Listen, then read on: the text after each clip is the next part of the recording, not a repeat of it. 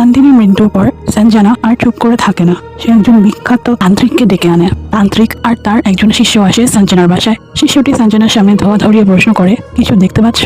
সঞ্জনা তখন একটি ভয়ঙ্কর চেহারা দেখে। এরপর তান্ত্রিকটি বলে, এর মানে সঞ্জনার উপর কেউ ব্ল্যাক ম্যাজিক করেছে। সঞ্জনার আত্মা এখন আত্মাদের দুনিয়ায় বন্দী রয়েছে। ওর আত্মাকে ছাড়াতে হলে আমাদের আত্মার দুনিয়ায় যেতে হবে।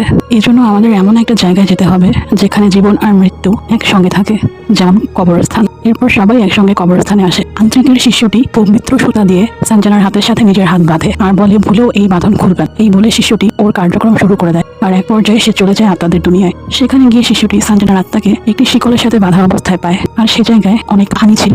সঞ্জনা বলে, এই পানিটাকে কেউ ইউজ করছে ওর আত্মাকে এখানে আটকে রাখার জন্য। এরপর শিশুটি সঞ্জনার শিকলটি খুলতে চেষ্টা করে, কিন্তু এর আগেই ভয়ঙ্কর একটি আত্মা সেখানে আসে আর খুব বাজেভাবে শিশুটিকে মেরে ফেলে, যার ফলে বাস্তবেও শিশুটির মাথা ও শরীর থেকে আলাদা হয়ে যায়। সঞ্জনা এটি দেখে ভয় কাঁদতে শুরু করে।